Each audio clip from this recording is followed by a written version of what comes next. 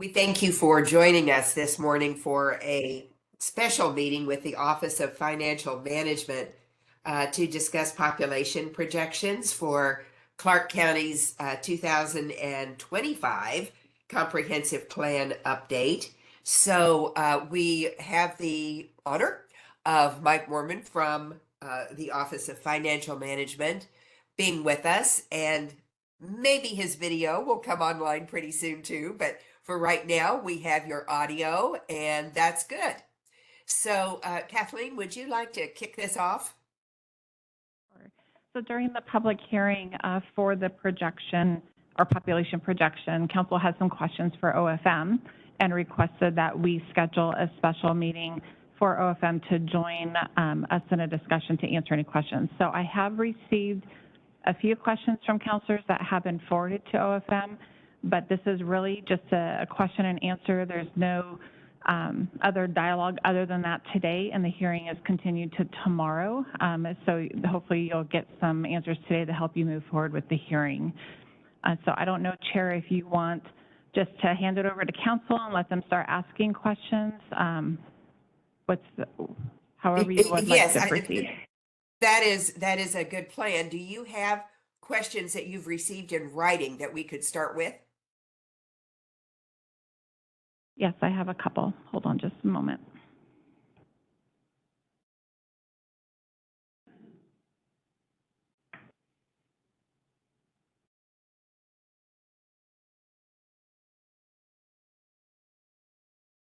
Okay, if I can just go and get started. One of the first questions is, how does local impacts reflect in the migration data?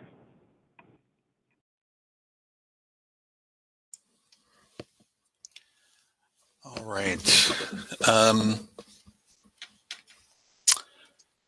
Can I try to share my screen? Please.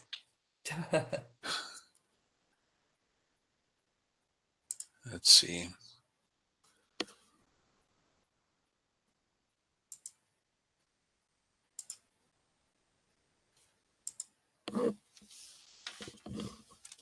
All right. Can you see my screen, I hope? Yes. Okay. So I'm gonna, I tried to add a couple slides. Excuse me, just really quick. Is there any way that you can blow that up on your end? It is really a little difficult on our end to see it. I just made it full screen. Did that help?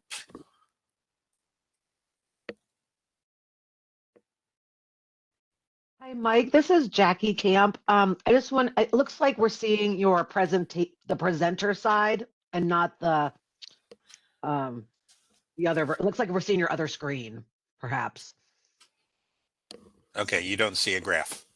We see the two, like if you're in presenter view, you can see kind of the next slide. So thank you. Yeah. Mm-hmm. Just a sec.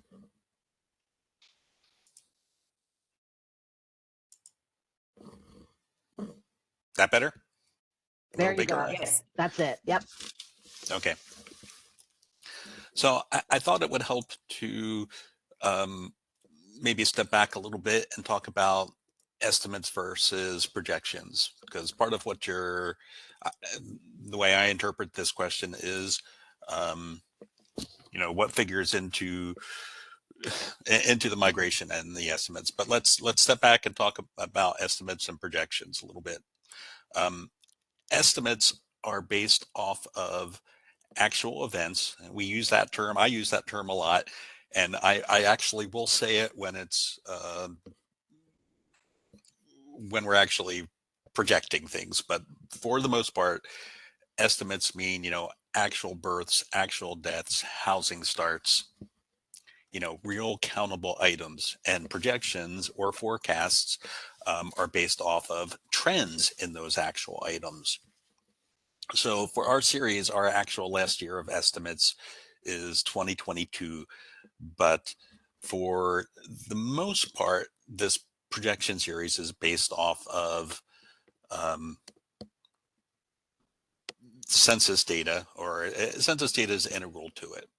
So these little dots on the black line represent decennial census points, 1990 2000, 2010, 2020.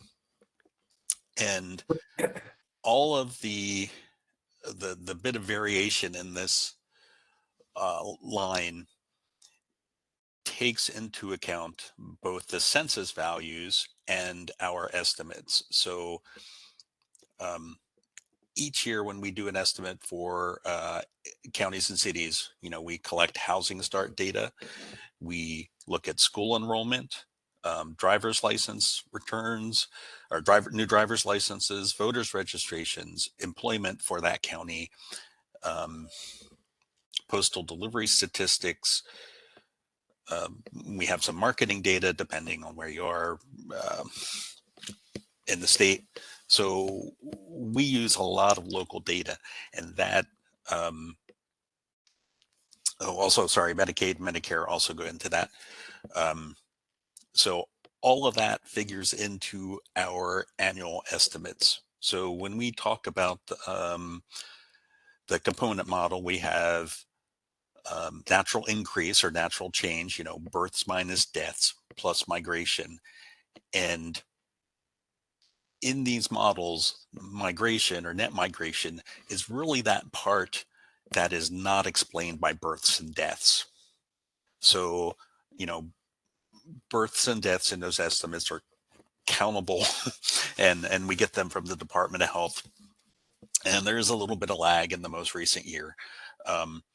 But for the most part, those are really solid numbers, and we get them at the state and county level. So you're getting your county level births and deaths. And the kind of the unexplained part is that residual net migration.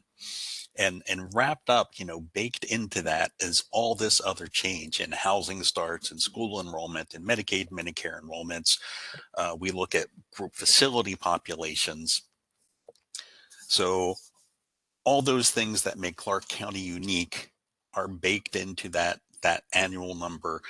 And in the projections, we end up talking about that in terms of our migration assumptions or our migration projections. Births and deaths really until COVID have been relatively predictable. We have had a decrease in births that started happening right around the time of the 2017 projection.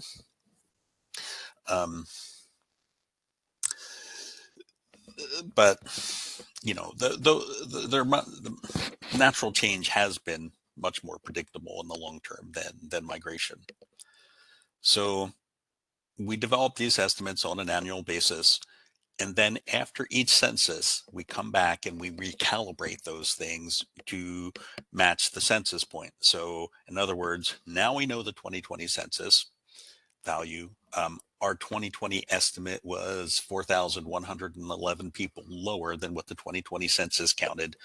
So we have some statistical models that spread that change out back through 2011 through 2020.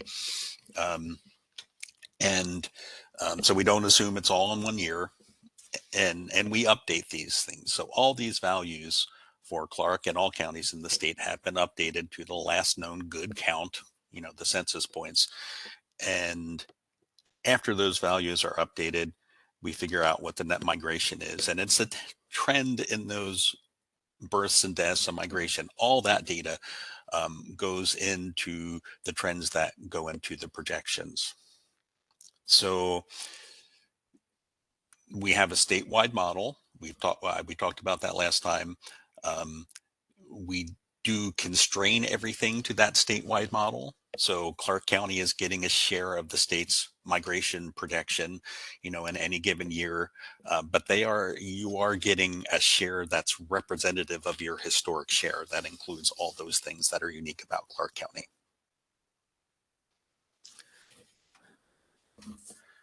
Does that, hopefully that helps.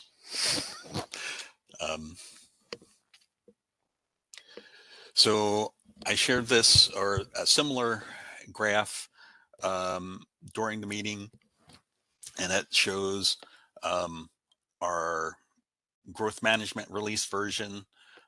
I rearranged this to make it a little more clear. Here's the 2020 census population, and we're comparing in this row the 2002 Growth Management Act, Clark County projections to the known value, the 2020 census value, and here are the low. Here's the low projection, the difference from the census projection, and the percent difference. And for every case, the middle series or medium series is the, or most likely series is the closest to the actual 2020 census value. So when you look at these, I'm going to go back a slide, but I also want to explain something else. We use this chart goes back to 1990. So we use 30 years of history to project 30 years out into the future. So from a demography point of view, 2020 census is what we call the base year. So 30 years back, 30 years forward. So when we look at the prior projections, you know, every year that starts with 2002, 2012, 2022, we are dropping off a prior year's decades worth of data and the influence of that. So in other words, right now we go back to 1990. In 2012 and 2017, we were using 1980s data, 1980s through 2010, and through 2007 and 2022, we were using 1970 through 2000. So, you know, that historic pattern is also considered, and that's something to think about when you look at these projections, is that there, you know, there is a change in the data that goes into them.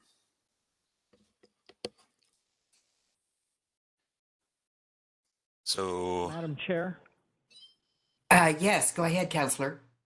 so I'm not sure if this is helping any particular counselor. I would like to take a different route unless, I mean, I'm not sure who posed that written question, but I mean, we're 15 minutes into this. This is not how I want to proceed to look at more slides. Well, we So do this- have, I think, another question that has been submitted from council. So let's start, let's go to that next, and then we'll open it up the way that you envision, Councilor Midvigi. How does that sound? As long as I get to ask my questions, that's all I'm interested too. in. Thank you. Yeah, so just so you know, that question was actually brought up during the hearing from a counselor wanting that information. And then other questions that will be shared were given by council to me. So before we move on, I want to make sure, does any other counselor have a question regarding the local impacts and how that is reflected in the migration data? Okay, I'm not hearing any. I'm going to skip down. I did receive some after I sent the three out and touch on the migration data as well. Okay.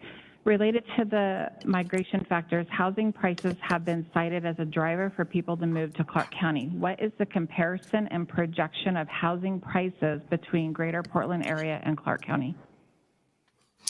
we do not use housing prices in the projections. So when we do our estimates, our current year things, we do look at housing demand. We read the Northwest MLS reports. We track whether prices are going up and down to help us determine what occupancy might be and how much demand there is for housing at any given time. But, those prices aren't a factor in the model itself. They are baked into the historic cake, the estimate part of the equation. Okay, thank you. Is there any further questions on that from council? No. Okay. Next one, what is the methodology formula used, or how were the population number derived or calculated? Okay.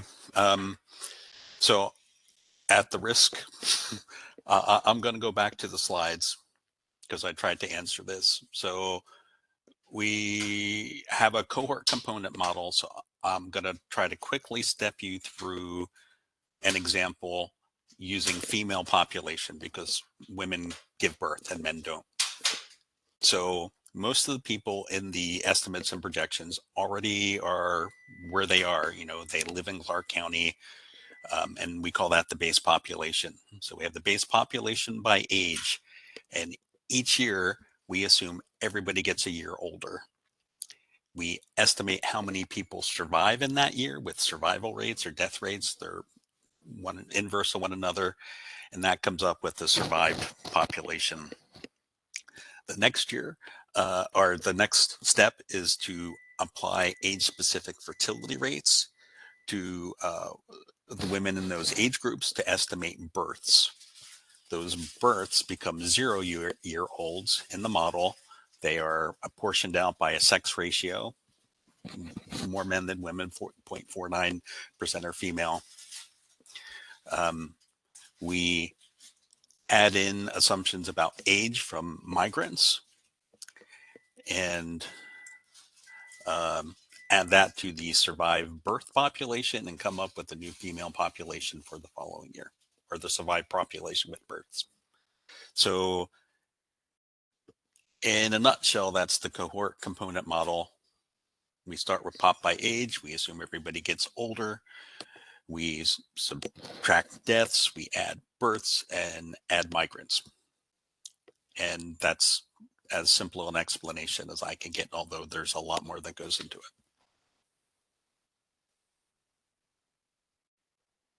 it. Chair, you're Mike, muted. yes, thank you. Mike, there is the median population projection for 698,416 that we see again and again throughout your literature. Specifically, where does that number come from? What are the components of it on a spreadsheet, for example? Which year are you talking about? That would be 2045. I don't have those with me right like at my fingertips. I could try to figure out with we have the projected births and deaths. It all kind of depends on what time range you're talking about. I mean, if you're excuse me, I'm probably not stating the question well. When we met earlier, it was suggested to us, we thought on council, that we use projections that were based on percentages. And so they were low, medium, high, 6%, 1.26, and 1.51. Subsequently, it was suggested that those percentages are not the best to use, but that we should use actual population numbers. So my question is, where do those come from? I mean, we could pull them out of the air and they could be pretty close, or we could pull them out of the air and they'd be way the heck off. Where do they come from? So they come from, they're built off the 2020 census data and estimates of the age of that population and their, births and deaths, altered each year as the population ages. The number of births and deaths will change as more people become at risk of giving birth or dying.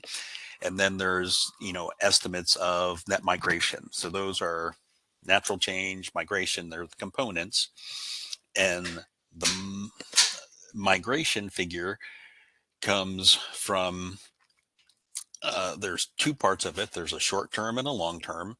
The short term number from 5 to 7 years comes from an econometric model our economists run, and that uses the historic relationship between Washington, California, and the US for traded sector employment.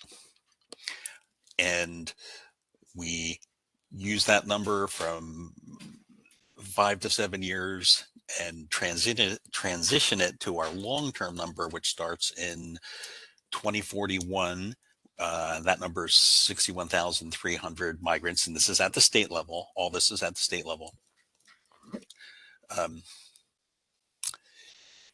That number comes from, we call it a long-term average. It's the average of the prior 30 years, less 2 years of the Great Recession. And I could go more into that if you want. But, as best as I can say, it's based off of the existing population, age, sex structure, and estimates and projections on births, deaths, and what migrants look like. Thank you. And I think rather than the theoretical approach, what would be helpful to us is to see the actual numbers in a spreadsheet so that we could see how these numbers are derived. Well, the components have changed. The tables are on our website I've for the middle examined your series. website in detail, and Mike, honestly, I can't make it out to comport to my particular question here.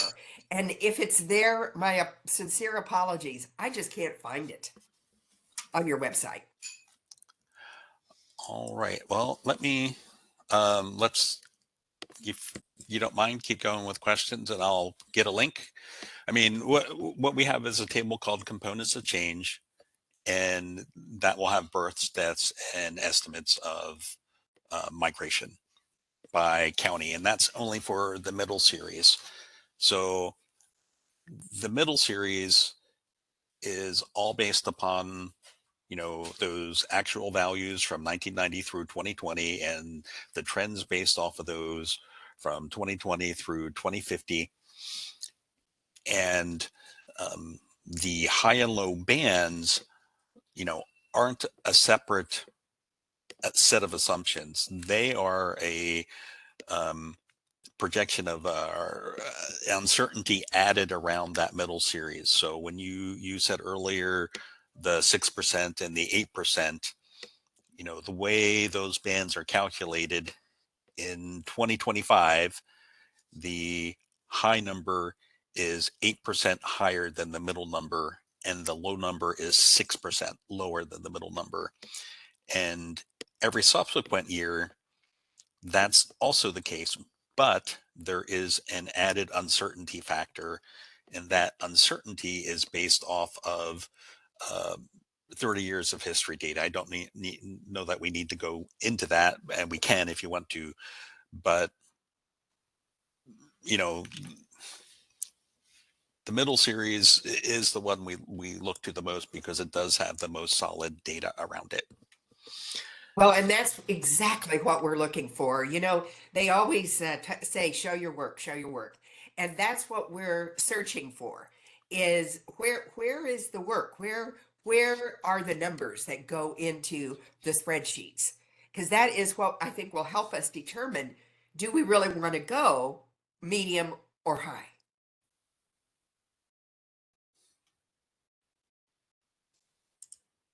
Well, I can find, I Mike, agree, can I, agree that our website isn't always the most intuitive, but I Mike, can certainly. can I just ask for a little clarification? So what you're showing here, the statewide cohort component, you've run this out for each year from 2020 through 2050, correct? Yes. And so this is the formula to get the net increase for each year. Yes, it's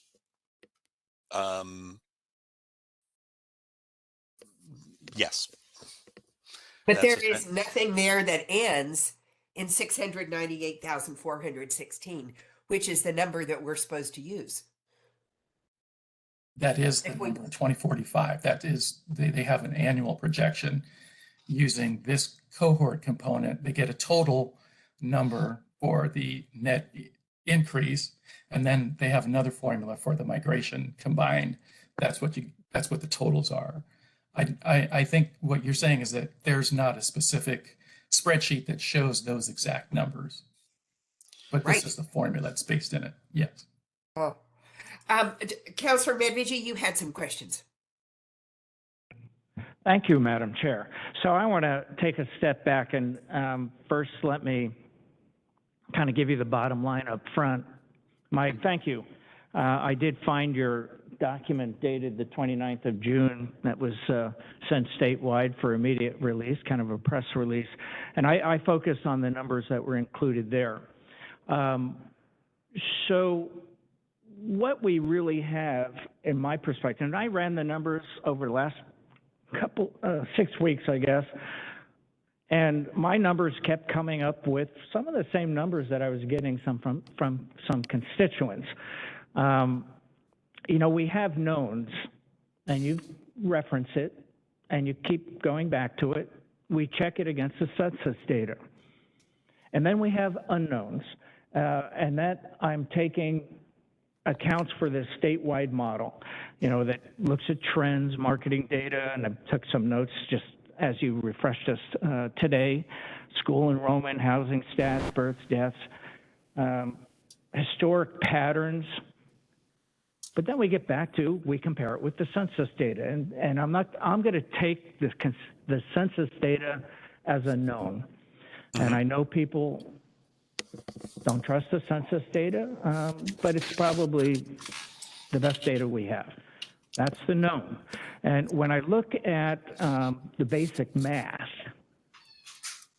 and taking your numbers from that 29th June release date, I come up with a 2.31 annual rate of growth here in Clark County, focusing on the year 2000 and then going to 2022. And I noted from that document, and we're going to confirm some of the numbers that you authored.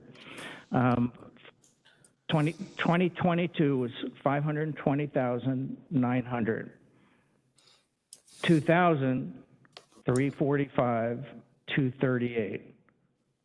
Knowns.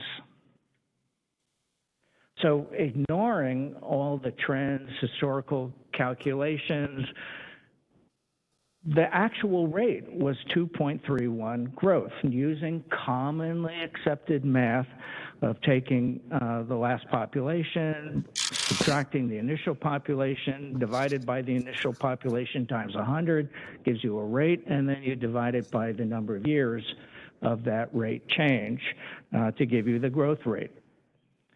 So first of all, are the numbers I just stated, 2,000, 345, 238 in the year 2000, and then from your document, 2022, 520,900, assuming my math is right, and the formula I'm using, which I'm pretty confident is what's used nationally, comes out to a growth rate of 2.31 actual. So taking in all your modeling, somehow the number goes down. So that's what I'd like you to focus on, the actual numbers, and why your modeling goes from 2.31 to more than a percent lower as a projected, a forecast growth rate. That's the trouble I'm having. And I've mentioned it as a nuance, the other side of this, I wanted to confirm what you're doing with in-migration. Because in my research, and I did reach out to the IRS, I have not heard back yet, and I don't know that I ever will, unless I walk over to their building and they let me in. They actually have annual county by county in-migration or out-migration numbers. And of course, like the census, that's criticized to some extent, but it's probably a great measure. And I'm wondering, does the state use the IRS data to confirm in-migration or out-migration numbers? So can we go through the numbers? So 2.31 is my actual growth rate for the last 22 years. And if I could add on to that, just for clarity, because it did come up during the last discussion and from a counselor, that based on also the projection population numbers and the percentage rate, Can it be illustrated, or is it part of the calculation when the denominator increased and the numerator is constant, the percentage rate goes down because you're basing it on a higher number? So how does that influence and impact what Councilor Mebane? Yeah, so I saw that from the last explanation, which seemed to deviate from everything. So you were focusing on the answer I got. I think it was from Jose. Every time the bar chart showed the same population increase roughly by number, and then because of the denominator changing, that would reduce the percent rate. But that doesn't comport with any model, doesn't comport with math. So that seems like an outlier as to where OFM and our county staff is explaining such a dramatically reduced growth rate. So that's, you've kind of heard me make a speech, but I gave you the numbers and the math. So I'm wondering if there's an explanation. So first of all, our rule of thumb is and has been, you want as much historical data back in time as you're going forward. So I would reach back to 1990 if I were you.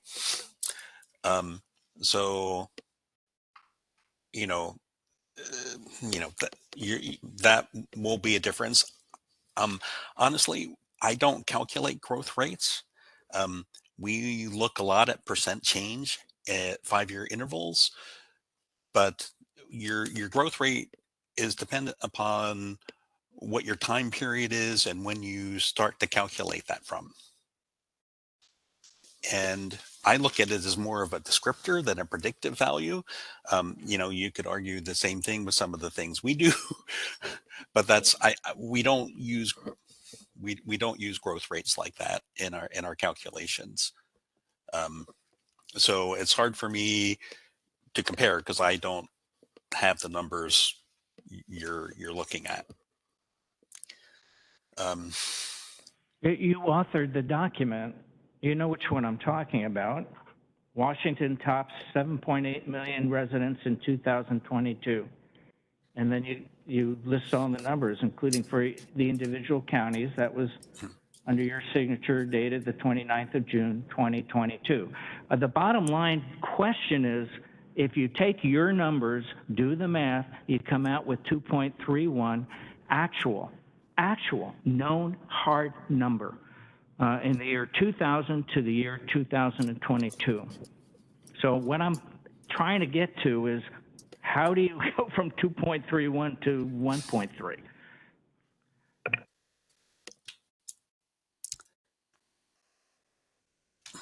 So I don't doubt your math at all.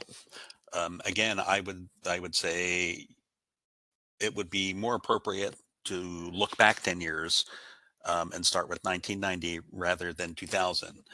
How that will impact the growth rate, I don't know. And the last 2 years, 2021, 2022, in that, those are estimates.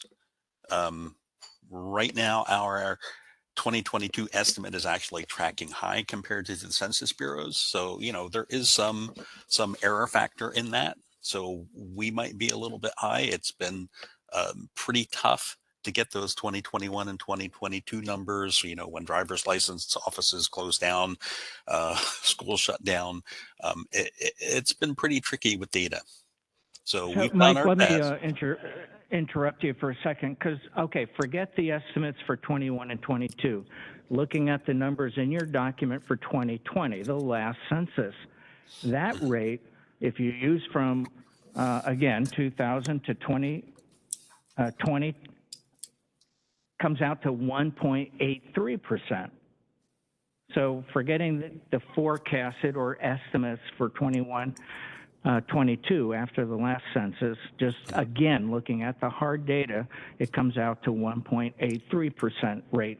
Actually experience growth. So we know the population is aging. There are more people at risk of dying and fewer people, so to speak, at risk of giving birth. So those, we use a demographic model that takes that into account. So, I'm not sure what to say. You find that unsatisfactory.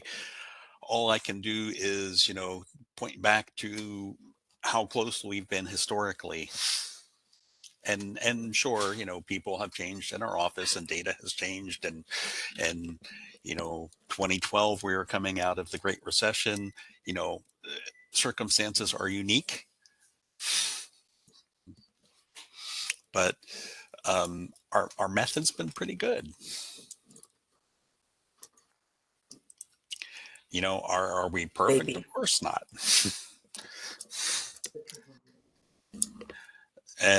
With respect to the IRS data, yes, of course we look at that. Unfortunately, there's a time lag on the release of that. For us, the Census Bureau actually gets more information through a special agreement, but we can't. We can only get what's on the publicly available website. So there's about a 2-year lag of when that comes out and when we have to have our estimates done by July 1st each year. So it is of limited utility to us, unfortunately.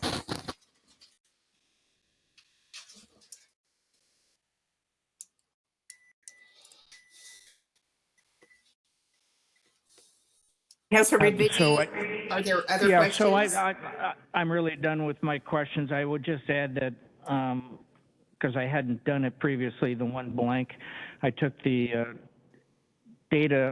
census data, hard known number from 2000, which was 345, 238, and then took the census data from 2020, hard data, 503, 311, and then over those 20 years, the rate of actual growth rate was 2.28. Again, it's not going back to 1990. It's not basing on any modeling. It's just the actual growth rate, which to me is a starting point and the most accurate number. And I know by your own presentation, you do compare your projections with actual census data. So that's the trouble I'm having. That's where I'm at. That last number is probably the most well-known number that we have, and that's 2.28. And that comports with a lot of the emails we're getting from some of the building industry folks. They're coming up with the same numbers. Hello. So, Well, I am sorry, Mike. Mike, this is Sullivan. I think another way to look at that is what is the average number of folks added, regardless of that high percentage rate. And as you stated earlier, OFM do not do forecasting by growth rate. But if you look at the average number of new folks added in each year and what you are projecting out, I think that's another way to look at it, irrespective of the growth rate, if you may. I agree. Because, the growth rates are highly dependent upon what you're using for the denominators and the time period. So looking at the number of people added year by year or in 5-year increments, I think is also a very good thing to do. So again, I don't know what science is telling you that death rate's going to eclipse our birth rate, or going against the current trend of in-migration, where Clark County has experienced thousands coming in every year. Those add to the growth rate. They don't subtract from the growth rate. So unless you're projecting another calamity where we're going to lose population, people exiting or people dying, I just don't see where the adjustments in the model are so significantly downward. So this projection is a growth projection for sure. So we're not projecting a decrease at all. The vital statistics projections are, we look at what our current numbers are, we compare them to national trends. This is a very common technique. We see what the relationship is between Washington and the national trend, and we adjust our numbers to the national trend, maintaining that relationship, that unique relationship Washington has to the U.S. So we're not picking these numbers out of the sky. They are based off of, I think it comes from the CDC or the Census Bureau. I'm not 100% sure, but the birth and death trends are, pretty standard demographic techniques we're using to get to that. So all I can say is, we are not predicting no growth. We are predicting growth, and look at the numbers. They're not, it's not at the same rate because the population is aging, and we do expect natural change towards the end of the period to come to close to no change, close to zero. That's a phenomena that's been experienced around the world in different developing countries. We're not unique there. So I think, from my point of view, these are pretty well established trends. Of course, they're going to vary over time. They always do. But we're going in the right direction. I think what we're disagreeing about is the magnitude of change. And yeah, our models are showing a little lower. The assumptions about our long-term change for about approximately the last 10 years of the projection are higher than we used in 2017. Our econometric model is showing migration at the state level pretty steadily in the 50 to 55,000 range for the next 5 or 6 years. So, we have had COVID and the economy is slowing down, and the State Revenue and Forecast Council show that, and our data is showing that as well. So I'm not sure what I can do, what I can say. Then a follow-on question that had come forward is, what is the worst that can happen if the council inadvertently projects a lower population, and how does that get corrected in subsequent years? This may be a better question for Oliver, but my limited understanding is plans are reviewed every year. I don't know how adjustments are made because that's a county obligation. So I'm not the right person to ask about that. I'm not sure how flexible the plans are. For our part, we update this every 5 years, and I believe it's timed so that we can take advantage of the decennial census data, because not this past census, but in prior censuses, typically we'd have all the data we'd need to run the model 2 years after the census is complete. Yes, thank you, Mike. County Manager, this is Oliver. Since the county picks a number that we have to plan, the plan is for 20 years in terms of the planning horizon. The legislature recently amended the timeline for when we review and update our plans if necessary from 8 to 10 years.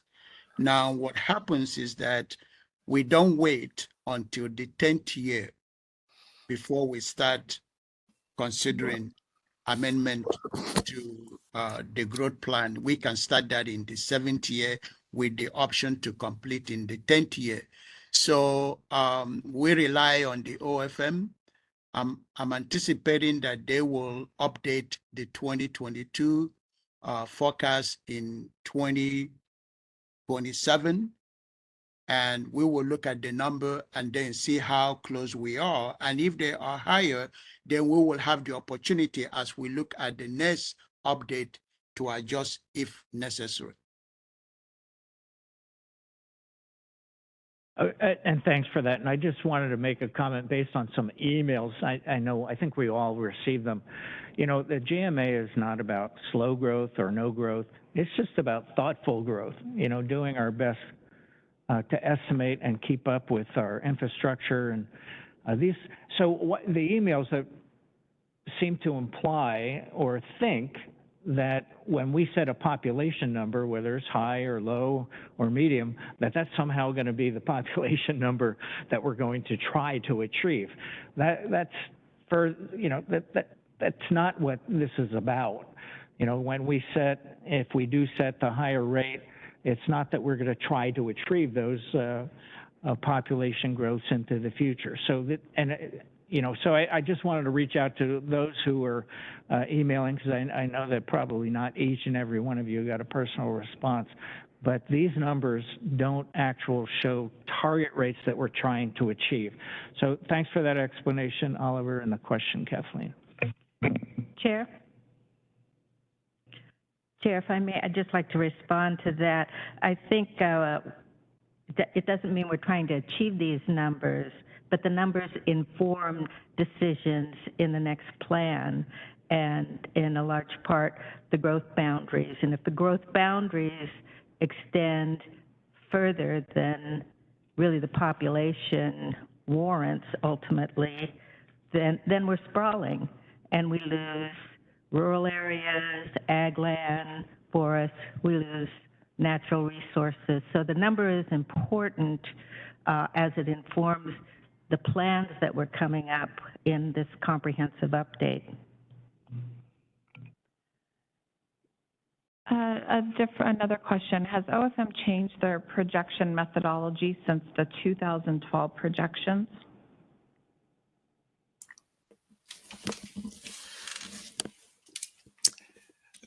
The cohort component model that I keep talking about has been core and essential to our projections since probably the 80s. So certainly, you know, we look at different things over time. There's different data availabilities. You know, the American Community Survey, for example, didn't start until after the 2010 census, so they have some estimates of migration. So sure, things change, and we try to update and look at things. That the core of the system, what I consider our process has been pretty stable, and the data going into that, you know, largely census data. Thank you. And it looks or appears that over the years, there's been an underestimate of population growth by OFM. If that is accurate, what, if anything, has OFM learned from this discrepancy?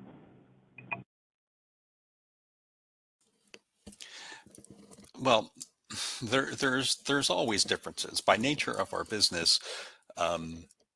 You know, we're going to be wrong when we get to the census point. It's a matter of how wrong, and we're trying to mitigate as much risk and get the most accurate number possible. But all of our indicator data that go into our estimates, you know, housing starts, voter registrations, all that stuff, none of it is perfect. It all represents a share of the population or a piece of the population, piece of the puzzle. You know, housing. My old boss used to say housing leads and lags population growth. You know, demand builds up, a bunch of houses get built, people move into them. It's not a, you know, a clean, easy thing. So, you know, I think to think that we would be perfectly on after 10 years is not realistic. I mean, this past decade, we were off by 4,111 people in Clark County, about 0.8%. And you can look at that 4,000 number and say, oh, that's a huge number. You can look at that 0.8% number and say, oh, that's not even a percent. It depends upon your point of view. You know, we strive to make the most accurate number we can. And we're going to continue to do that using, you know, the best data available to us. And I feel like I'm probably not answering your question anymore, but Mike, this is Paul Newman. Maybe I can add something to this. The 2012 projection from OFM was lower than how it turned out. The other, other projections such as 2002, 2007, 2017 have been pretty good. But 2012 was kind of an undershot a bit. Yep. Great Recession. Could you speak to that and what lessons were learned? Right. You know, coming out of the Great Recession, you know, it was a difficult time, and we did get new census data in 2010, which would have impacted our thoughts around that. But you know, in retrospect, I think that we probably at the state level, not unique to Clark County, probably underestimated the population a little bit in 11 and 12, and you know that gets carried forward in our estimate data. But when we got an accumulation of more data by 2017, we were able to correct the course and got back on track there. But you know, it's, you know, part of the difficulty of the job is trying to sort through the data and how to make the most of it. So and you know, I also have a little bit of difficulty speaking to this because I wasn't directly involved in the projection process in 2012. I did a little bit of work, but I wasn't very directly involved. So when we talk about assumptions, you know, I'd have to go back and look and see what documentation was left. But that's my impression. If that, hopefully that helps.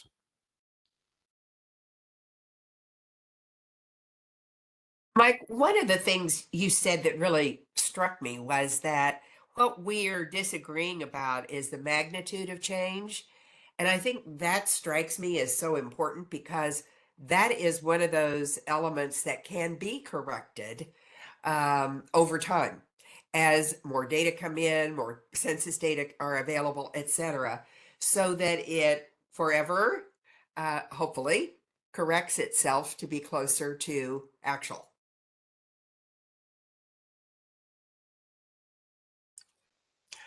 Yeah, I agree. I mean, we're all you know, trying to make good decisions, and I want you to have the information you need to make good decisions. That's what my office, I feel like we do. So you know, if there's a change, we will certainly act upon it.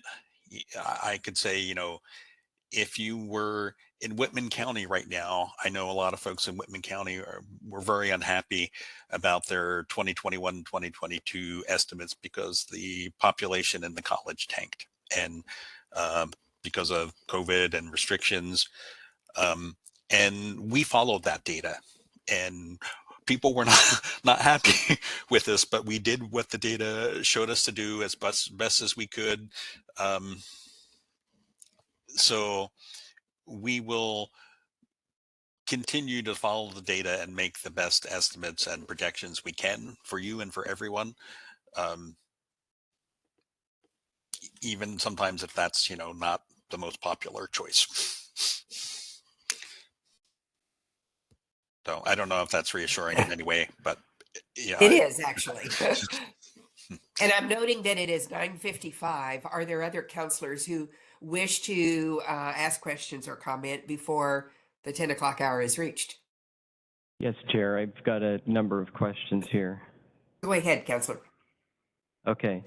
The first question that I would like to, by the way, first of all, thank you for coming this morning. This is a difficult meeting for sure. But I would like to understand a little bit better how migration was assigned to the counties. From my understanding, and please correct me if I'm wrong, kind of a statewide migration estimate was developed, and then somehow assignments were given out essentially to each county. Is that accurate? That is, and that assignment, or every county gets a share, so to speak, and that share is based off of the historic values. So your share in Clark County is based off of your unique change, and Franklin County's is based off of its change. So you're not getting 1/39th of the population change. You're getting as an appropriate an amount of that change as we can estimate for you, project for you. Okay, I understand that, but it does, in my mind, that kind of a method does create some difficulties in that if there is one county that is experiencing some sort of outlier conditions, that if you were to move those numbers over to that county, that it creates a problem for the other ones. So to me, it seems like it would have, me not being a mathematician or a statistician or anything like that, it seems like it would have been a better process to take each individual county's statistics and their growth and base their future growth on that, as opposed to that assignment process. Go ahead if you had any comments. Sure. I feel your pain because the Federal Census Bureau does a similar thing, and I complain about how they use top-down statistics for their estimates, ironically. So I do, and there are some inadequacies to it, but when you aggregate more data and have more data going into the methods, you get a better overall number. And that's why the Census Bureau does it that way. That's why we do it that way. When you start disaggregating, you get some short-term trends in a county or two, and you want to extrapolate those out. If they're based off of small numbers, they can get pretty odd pretty fast. So, we try to keep the numbers constrained to where we're using the most data we have, aggregated from the counties together, and trying to consider all the local factors as much as we can. So I don't disagree that there are weaknesses to the method, but it is a widely used method. Okay, and then could you name some of the factors that led to a change in Clark County's numbers from the average? So some of the factors that led to you either adding or subtracting to the estimated migration numbers?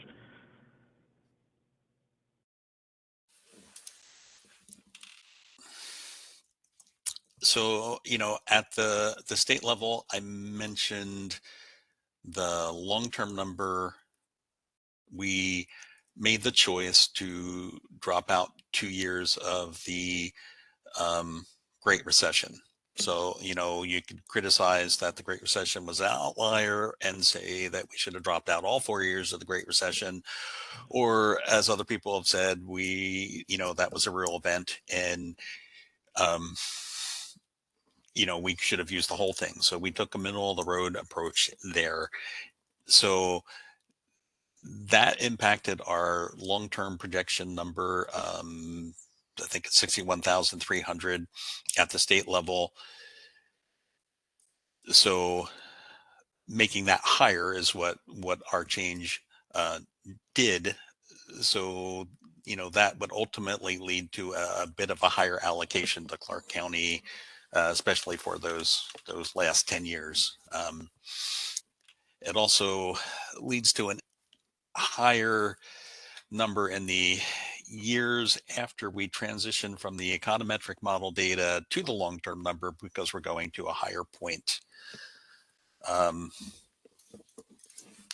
in the graph. Um,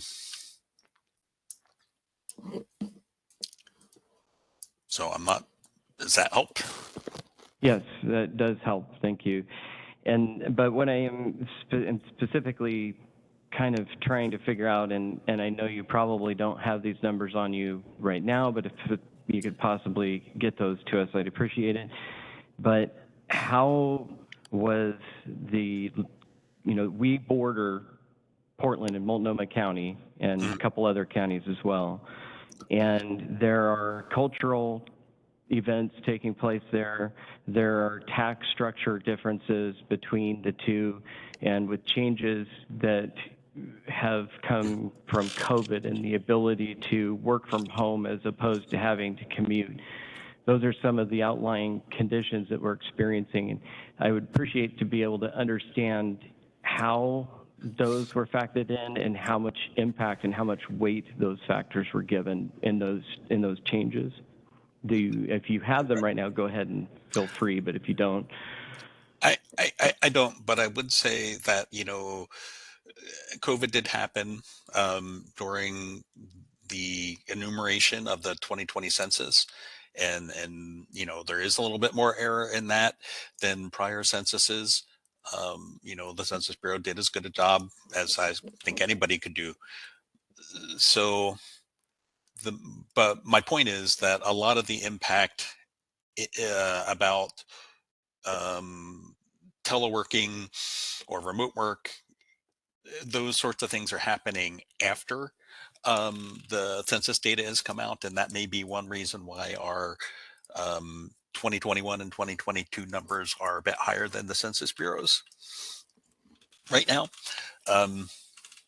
because we felt in that period our most solid data points, outside of births and deaths, honestly, for that part of it, but for local change was our housing data, because a lot of the other data streams had been interrupted, so to speak. Driver's license offices closed. There's a backlog of processing. So, if anything, maybe we have over relied on that housing data in that interim period a little bit. So, the long-term trend, as messy as it is, including the Great Recession, the .com boom and bust are in there too. I mean, those ups and downs are included in the long-term data that we use, for better or for worse. Great, thank you. Could you potentially, and I may not be using the correct words here, but could you provide us essentially what number you may have started out with Clark County, and then what changes went from that original number and what those were based on?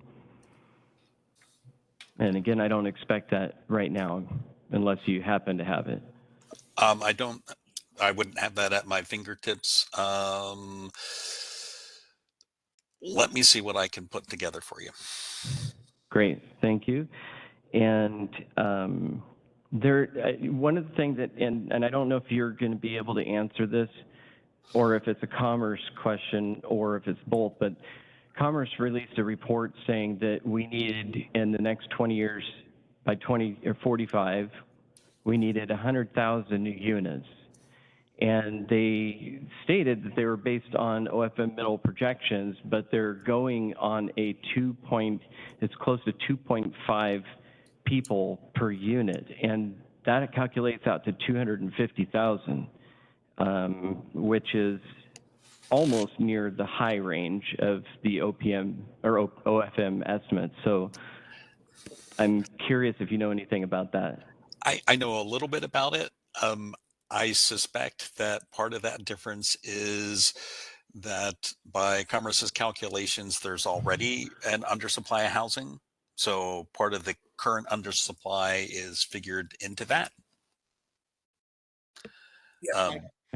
Mike, that's correct. They did include the deficit that we have. So that makes a difference. Continue. Yeah, that was, and we've Commerce also is using the GMA numbers in their housing needs tool for the House Bill 1220. That's the emergency and supportive housing requirements. So, we have been supplying data to them and have supplied everything they've asked for. How, I wasn't consulted on the ultimate numbers, housing projections based off of that, but I know they're using our middle series data. So some of that, more appropriate to Commerce.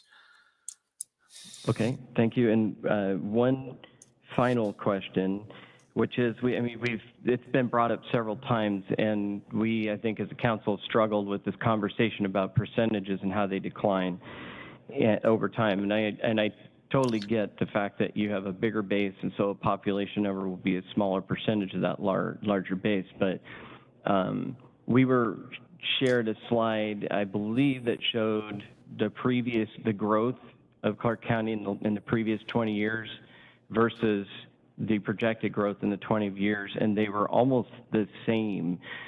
And is that, I know that the percentage will go down over time, but does the actual growth number trend the same over time? Because it seems to me like it would be an elevated, like each 10 years, your actual number of population added would be larger than the previous set of 10 years.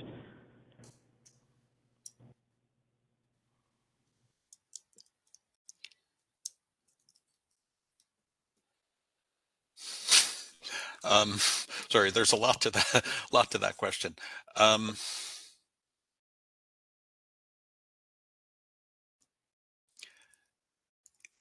Again, I would probably look at our components of change and see how net change and migration figures are change over the course of the projection period. I think that's probably the best source of info.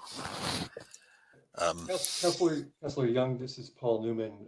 You mentioned a slide that was shared with you. Are you referring to the one that has the red trend line? I don't think I remember a red trend line. It just showed like the number of population added in a specific time period in the past, and then it compared to what we were projecting, and it showed that they were within a few thousand. It was like 150 something thousand, I think.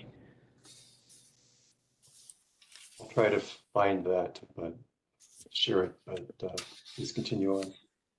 You are looking for that in deference to people's time and time commitment. It's 10:09. We were to conclude at 10 o'clock. Kathleen and Mike, if you could comment on, is it time to wrap up and move on, or what is your suggestion?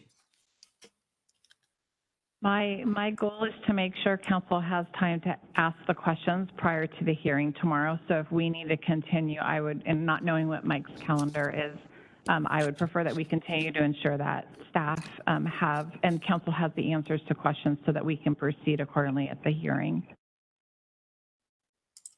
And have those answers today? That would be great. I want to make sure you guys are prepared so you can move forward at the hearing. So if there's other questions, I would encourage that so that we're not tomorrow night. You guys can, I mean, certainly you can ask more questions if something comes up, but if there's anything for today, I would encourage council to ask questions today. Good. And Mike, I know you were in the midst of an answer, so I didn't mean to interrupt that. Go ahead, please. No, I think I was done, or I need the question asked again so I can hone in on what I missed. But I can stay on for till 10:30. So this is Paul. I've just shared a slide that may be the one that Councilor Young was referring to. Not quite. Not quite. Okay.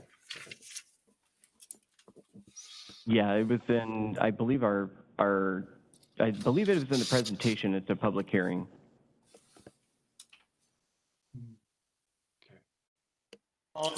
Paul, this back to the additional slide that you prepared in response to a question. So that may be, you remember you had slide 1 through 6. You may go to that deck to see if you can find the slide, because I did share that with council. Mhm.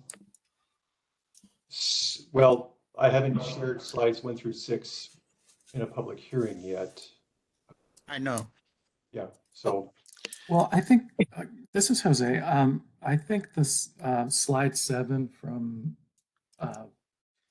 the April 18th presentation shows the from 1970 to 2020, those decades, 5 decades, and what the actual population increase is for each of those decades. And it doesn't continually show an upward trend.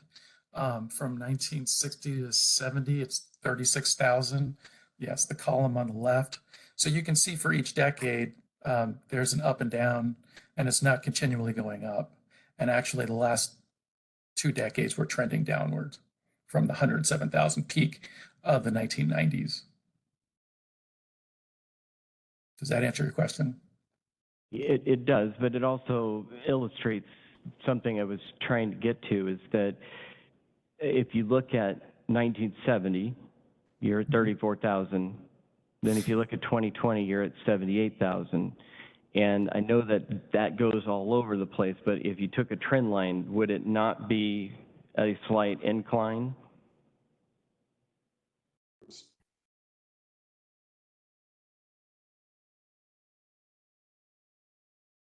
I don't. Trend line of the population growth over time. Correct. Yeah, the actual number of people that we're increasing our population by. Sure, the population overall is increasing. So it would be an Okay, upward and then trajectory. yeah, and then the original part of my question was, if maybe I'll try to see if I can look through and find that slide. But the slide, when I remember when we were talking about the percentage, and there was lots of discussion about why the percentage was going down. There was a specific slide that was shared that showed, you know, the population increase over this time period is roughly the same as what we've experienced in the past. I think it was 20 years, but I don't recall for sure. And I mean, if you average out if you not average, but if you go a trend line on our actual growth, it's increasing over time, the number. But we show for this 20-year period that we're going to stay the same in terms of growth, not ending population, obviously. well, so you mentioned trend line a few times, and we can go back and forth between slides.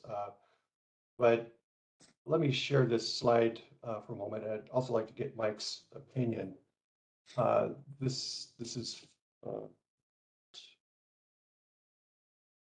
so. This is in one sense, a very simple projection forward, where it's using 30 years of actual population. So this is not yearly growth. This is total population starting in 1990.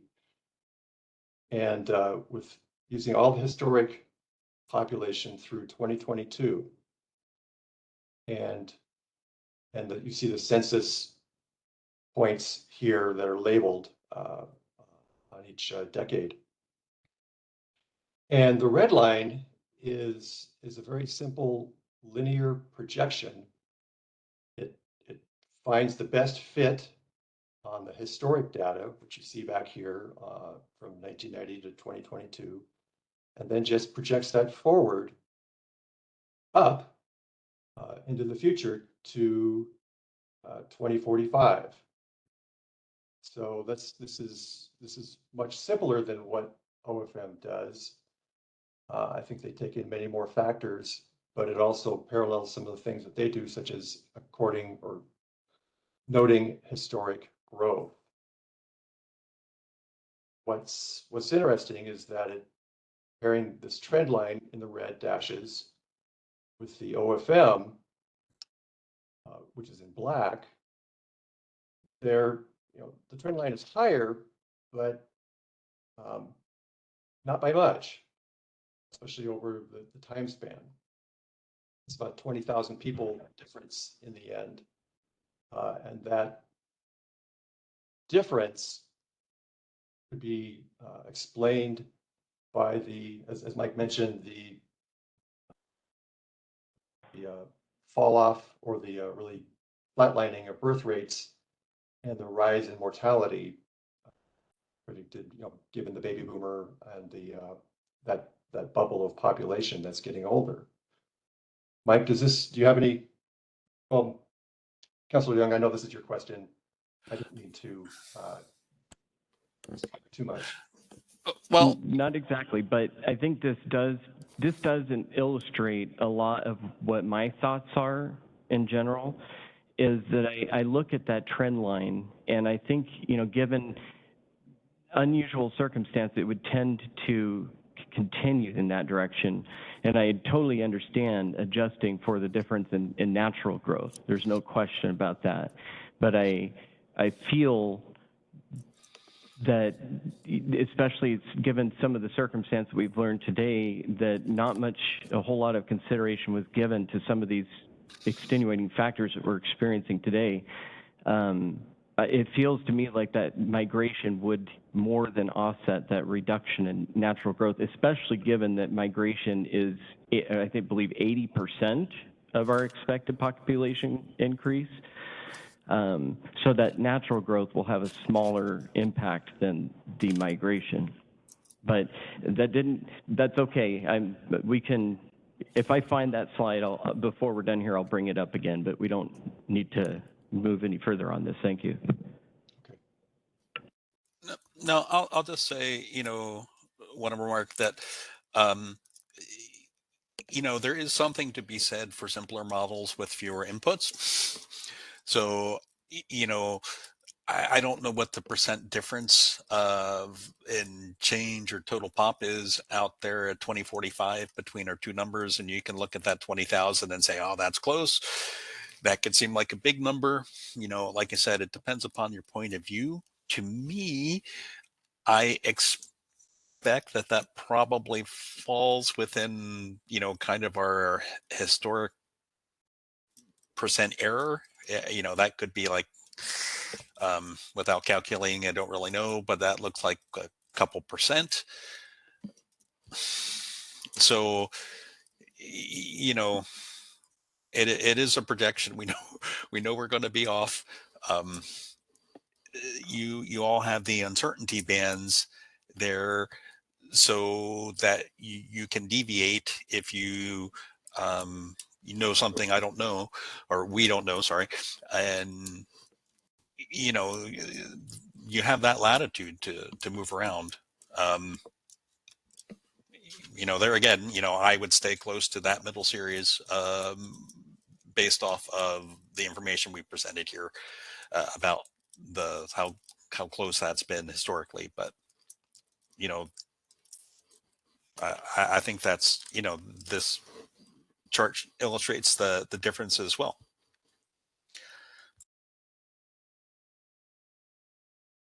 So, Thank you very much. I just wanted to add that, and I have the soft numbers because I just did a quick internet search, and I don't know how good the numbers are from 1970 and 1990, because you kept referring back to 1990. If I have the census numbers correct, then from 1970 to 2020, we experienced 5.8% growth rate, and from 1990 to 2020, 3.6%. So those are soft numbers because I haven't confirmed the census numbers as a starting point.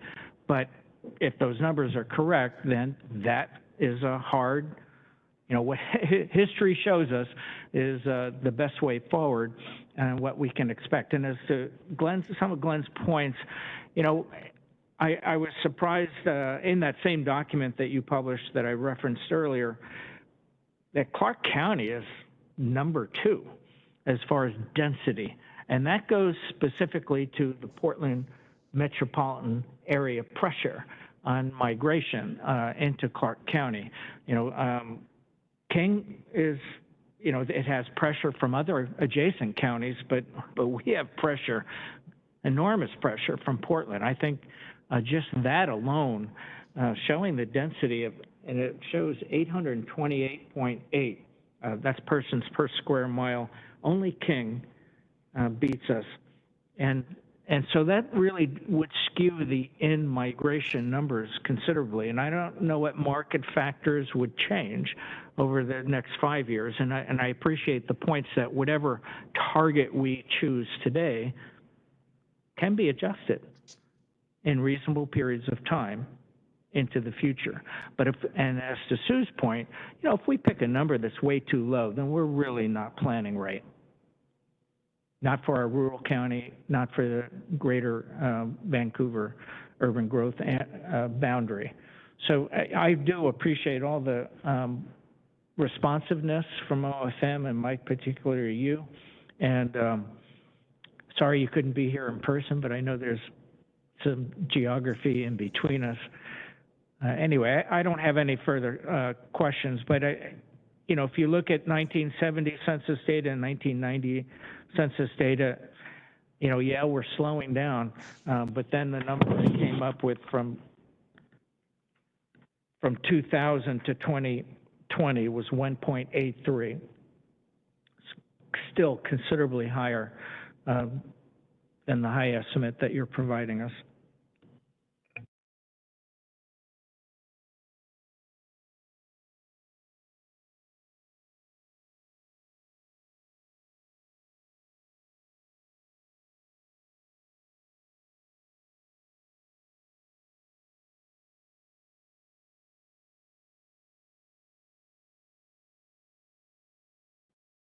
Does any other counselors have questions regarding the information that OFM has provided?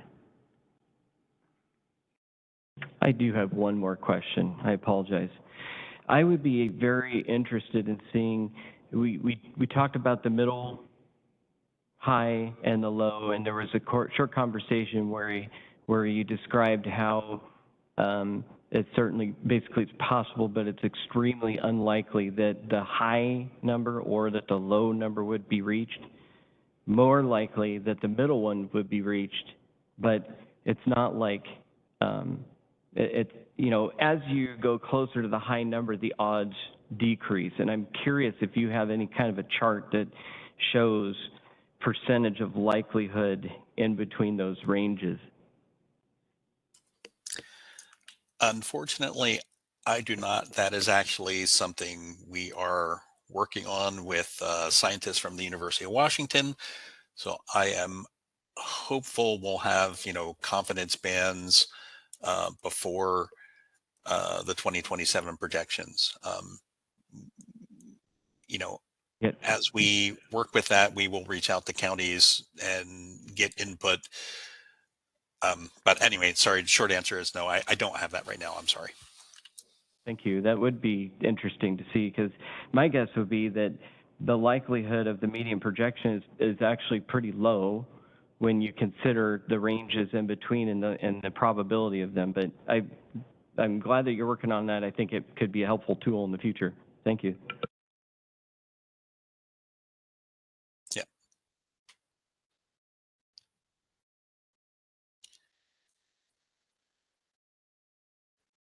Any other questions from council for OFM on the data provided?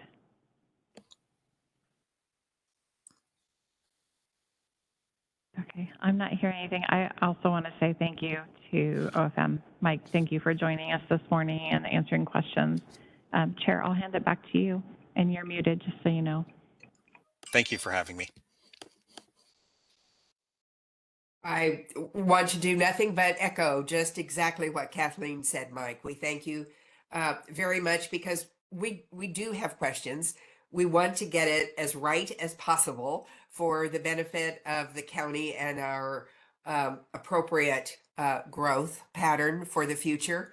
It's important on so many levels. And so thank you for being here with us.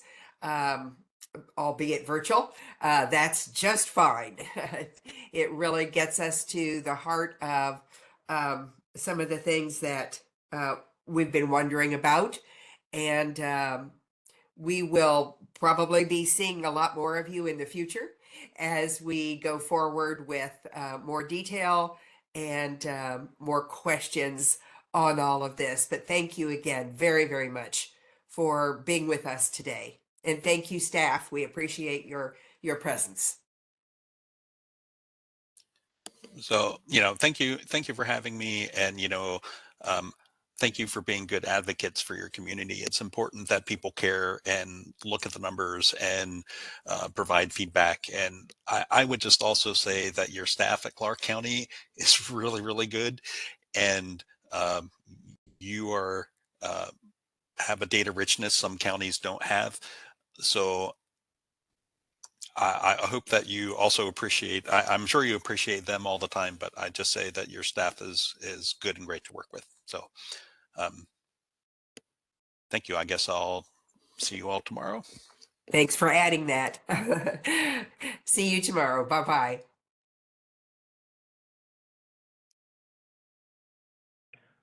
So, Madam Chair, I would just ask our staff if the county manager would agree.